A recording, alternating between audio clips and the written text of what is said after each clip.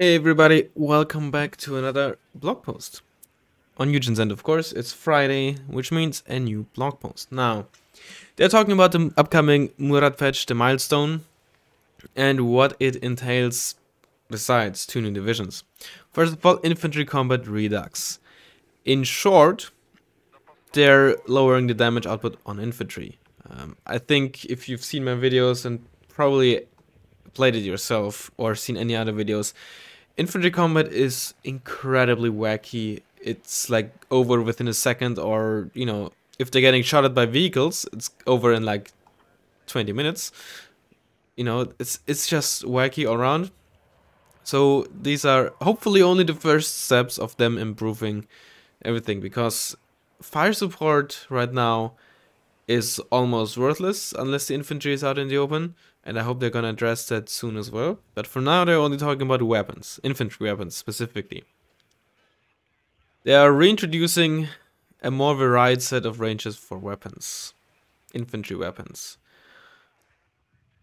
MMGs, saws, assault rifles, and SMGs. I don't know why they aren't introducing battle rifles, because as it stands, battle rifles are objectively superior assault rifles, but who am I talking? Essentially, medium machine guns are not gonna gain increased accuracy at short ranges, which I found a bit but okay, because they're, I guess, mainly meant to suppress. Sure, sounds weird. If it turns out to be fine and well, and for better infantry gameplay, sure. I guess we'll see. It's just, it feels like this means that medium machine guns, let me put it this way, right? There's two options this could work. Either they're alright at long ranges, which means they comparatively suck at short ranges, or they're amazing at long ranges, which means they're gonna be fine at short ranges, right? In any case, this means infantry with MMGs presumably are gonna be much better at longer ranges. But let's be real. Most of the time, infantry is fighting on even footing. It's clear, right? If they're fighting on even footing, it is at relatively short ranges. It is at 500, 400, 300 meters ranges. It's pretty rare that two infantry squads in buildings are like both in buildings and shoot at each other at like 800 meters, or even in forests, right? If they fight at that range, right, it's an infantry out in the open versus an infantry in cover. And at that point, the one in the cover should virtually automatically win if they're more or less of equal strength and quote-unquote quality, the two squads, right? I'm not talking about, let's say, a 4-man reservist squad with SMGs in a building versus a 11-man elite Modschützen squad out in the open. Then probably the Modschützen squad should win, let's be real. But, if it's one Modschützen in a forest versus one Modschützen in the open, and let's say one of them has an MMG or something, whatever the case, the one in the forest should win. So I feel like this is gonna, I'm not sure if this is gonna turn out well, but at the end of the day, let's see how it turns out, right? Maybe it's gonna be perfectly fine. Assault rifles, short ranges and slow rate of fire, as well as minimal area of effect. Makes sense, I guess. Roll is to kill, not necessarily suppress. Accuracy won't be very high at max range, but increased accuracy at shorter ranges. Weapons under 350 meters, considered close quarter combat, will have their damage and accuracy greatly improved. I guess it makes sense. SMGs are even less about suppressing and even more about killing. And then saws are basically like MGs always have been, I guess. Good range and gain increased accuracy at short range. Okay, sure. Again, I'm not sure if I like the fact that assault rifle, there's no battle rifle category. Because again, as I said, if you've looked at previous patches, the G3 was essentially an objectively better M16. More damage, same range, same rate of fire, more suppression. I think the only thing you lost was like 5% stabilizer. Boo-hoo, right?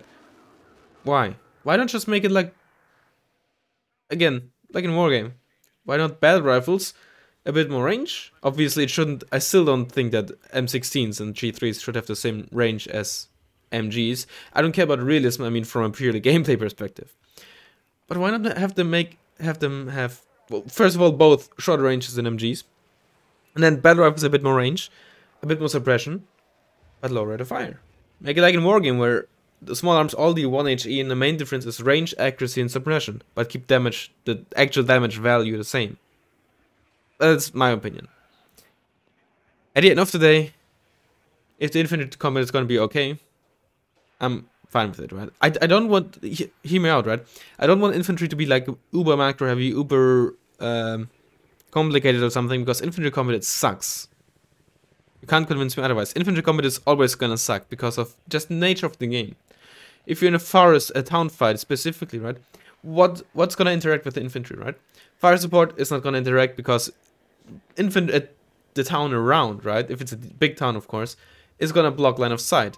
So it's essentially infantry versus infantry, and that's it. Right? Maybe some artillery, maybe the bomber, but that's not a consistent thing, right? So infantry combat is just gonna suck. So keep it relatively simple on a mechanics, but differentiate the mechanics level, I should say. But differentiate them on like stats. Have some be a bit on range, a bit less range, so some are better for forests, some are better for towns, you know, some better in CQC, yada yada yada, right? I feel like the way Wargame did it was fine, because it wasn't complicated enough, yet had enough depth that, you know, there was some differences here and there. Like shock squads with SMGs just being really good in towns or something, and then battle rifles being good in forests, and assault rifles just being in between, right? They suck at neither. Stuff like that. Of course, it was by no means perfect, but I felt like it was detailed enough. And now it feels like in some areas they're just going way back in detail, and on other areas they're gonna introduce weird new mechanics that I don't know. Again, at the end of the day, if it feels fine, then I'm not complaining. I'm just saying what I am worried about. SPAAGs have also been updated, meaning that range is now essentially based on caliber, besides just damage. Mainly because, or not mainly, but one reason was the Shilka just being absolutely ridiculous, so that range apparently has been nerfed, Gabbat has been increased, Tunguska has been made more deadly, and the actual SPAAG rounds will travel faster. Sure, seems fine. And fastest planes have been, speed has been increased by 20%. Seems good, because especially planes like the F4F with the Mavericks, right, had huge issues actually getting the payload off, right? You would get one missile off and couldn't even steer like away fast enough, so you'd get one missile off and then fly directly over the AA. I hope it's gonna be made a bit better. Still think planes, some of the, especially the fast planes, might still be a bit too fast. We'll see. That's one thing that was annoying to me. Those air support planes revised, essentially talking about availability reduction. I still think, I'm not sure if I said that in the video, I honestly think that all like bombers, all the bombers right now hover around the 200-point price tag, more or less. There are some exceptions, of course, like there's a 60-point MiG-21 which is busted as fuck. But there are some, on average, right, they're all like 170, 210, something around that price point. I think all of the prices should go up by like 100 points. Just give them, for starters, just a blanket 100-point price increase, and then look at the detailed prices, right? But also increase plane price by like, I don't know, 50%, 60%, 70%, depending on what you're looking at. Something like a Tunguska that's already 290, I don't think needs to be more expensive. But like, the Rolands are ridiculous, the Stingers are ridiculous, the Osas are ridiculous, the SPAAGs I'm gonna leave out now because they're gonna get sort of reworked in a bit. But make AA more expensive, ideally also less consistent, or some less consistent, some more expensive, some a mix of both. Essentially, for the price you pay, you know, make them less efficient per point, less deadly per point, which is either achieved by making them more expensive or by reducing their, you know, killing power through accuracy or damage or whatever have you, right? While at the same time also doing the same thing to planes, by making A more expensive and less deadly on average, or for the point, planes are gonna survive more. However, planes being more expensive means you can't buy as many as quickly. Because in my eyes, there's currently like an issue with planes that AA being just so deadly, unless you catch your opponent being at a point where they have little AA, or they're playing US, so they have short range and you just buy very high flying planes, then at some point in the game it comes to a point where the only way to really use planes is to spam them, because you know first one or two planes are gonna it's essentially a guarantee that they're gonna die. So you're gonna send some meat shield planes. Realistic or not, I don't think that makes for good gameplay. But you know, I hope eventually they're gonna do that.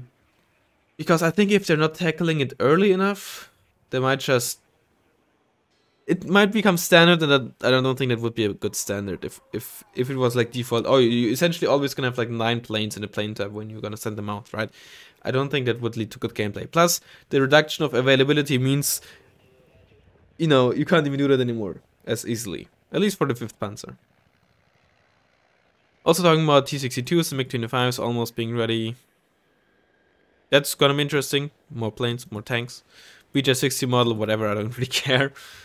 And of course, we're gonna get crewed as the tank teams. And that's essentially all for the blog post. But if you're a keen viewer, you might have seen something in the background. I have 8 divisions here.